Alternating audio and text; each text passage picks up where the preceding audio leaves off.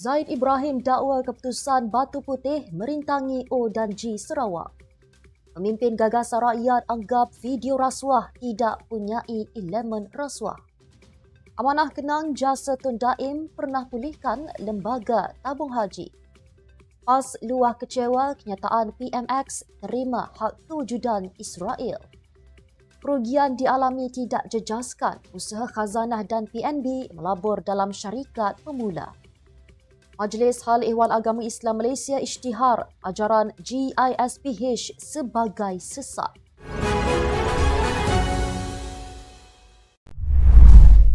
Bismillahirrahmanirrahim. Assalamualaikum dan salam Malaysia Madani. Bersama saya Mirakilah dalam Netstab News edisi petang. Jangan lupa ikuti kami di semua platform Netstab Malaysia.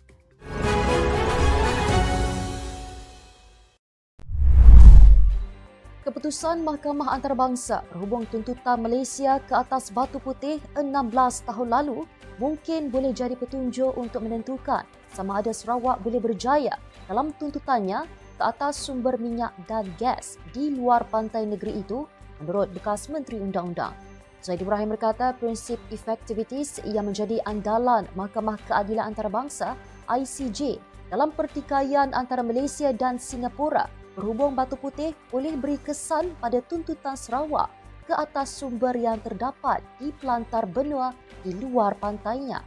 Beliau menjelaskan prinsip itu sering digunakan dalam pertikaian kedaulatan membabitkan hak milik yang samar-samar atau dipertikaikan. Saya juga tegas menyatakan penghakiman ICJ mengakui bahawa dari segi sejarah, Batu Putih milik Kesultanan Johor.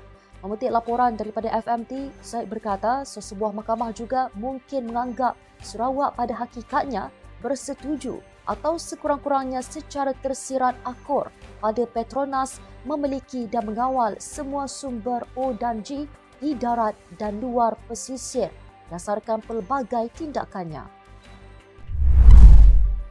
Ahli Dewan Undangan Negeri Kemabung, Datuk Rubin Balang menganggap video yang disiarkan sejak malam Rabu tidak berunsur rasuah.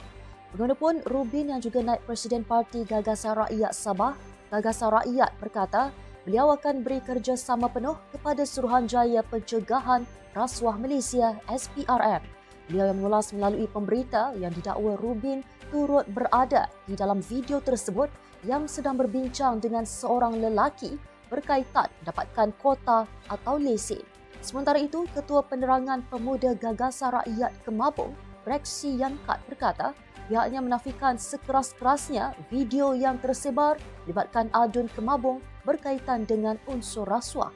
Reksi seterusnya mengucapkan terima kasih kepada Ketua Menteri Sabah atas kebijaksanaannya dalam menamatkan kontrak berkenaan kerana dipercayai lebih cenderung mengaut keuntungan daripada hasil bumi Sabah dan bukannya menyumbang kepada kestabilan ekonomi negeri itu.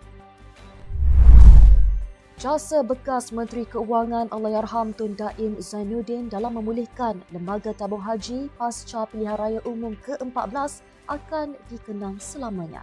Timbalan Presiden Parti Amanah Negara Amanah, Datuk Seri Dr. Mujahid Yusof Rawak menceritakan semula di mana Daim pernah dilantik sebagai pengerusi Council of Eminent Persons atau CEP dan juga merupakan sebuah majlis penasihat kerajaan ketika Pakatan Harapan menjadi kerajaan pasca PRU 14.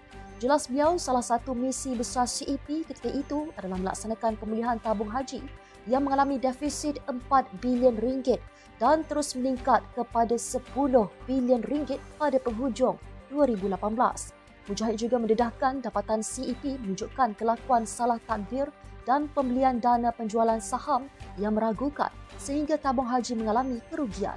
Katanya menerusi catatan media sosialnya, sejak dari kejadian itu, tabung haji berada pada landasannya yang tepat untuk memacu cabaran mendatang. Semalam, Daim yang pernah berkhidmat sebagai Menteri Keuangan sebanyak 2 kali meninggal dunia pada usia 86 tahun, kira-kira 8.21 pagi ketika menerima rawatan di Hospital Assunta. Jom sertai peraduan bersama Netstab. Berikut adalah soalan untuk minggu ini. Apakah kaitan Fashion Valley dengan khazanah? Apakah warna tudung pembaca berita pada Netstab News bertajuk Fadilah tutup MOU pembangkang?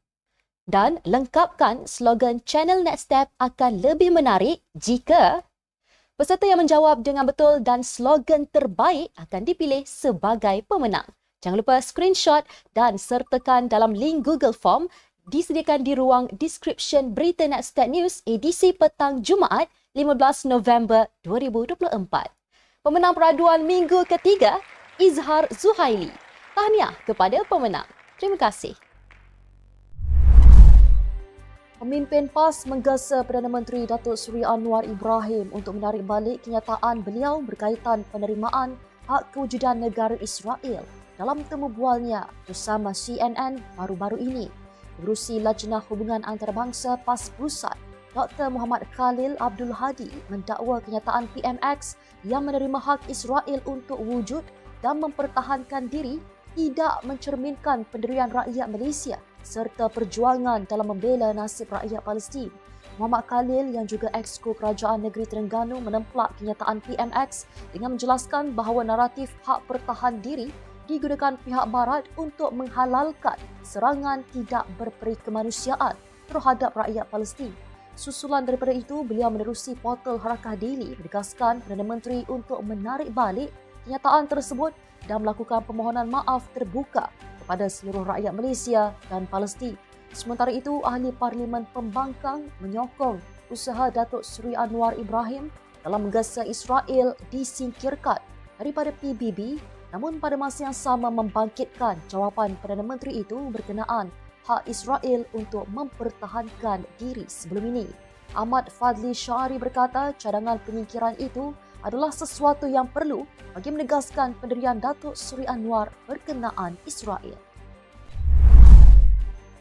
Menteri Keuangan II Amir Hamzah Azizan memberitahu kerugian yang dialami Khazanah Nasional Berhad dan Pemodalan Nasional Berhad PNB dalam syarikat perniagaan fashion dalam talian Fashion Valley tidak akan menjejaskan keputusan syarikat pelaburan berkaitan kerajaan GLIC itu untuk terus melabur dalam syarikat pemula. Katanya di Dewan Rakyat, aspek itu masih kekal dalam mandat Khazanah dan GLIC berkenaan akan meneruskan usaha untuk menyokong ekosistem syarikat pemula dan modal teroka sambil menambah baik mekanisme kawalan. Khazanah akan terus berusaha untuk menyokong syarikat pemula dan modal teroka sambil meningkatkan mekanisme kawalan bagi menangani risiko kerugian dalam pelaburan. Beliau berkata demikian menjawab soalan tambahan Sherlina Abdul Rashid sama ada kes kerugian dalam Fashion Valley akan menjejaskan pelaburan Khazanah bagi pelaburan dalam syarikat pemula dan modal teroka.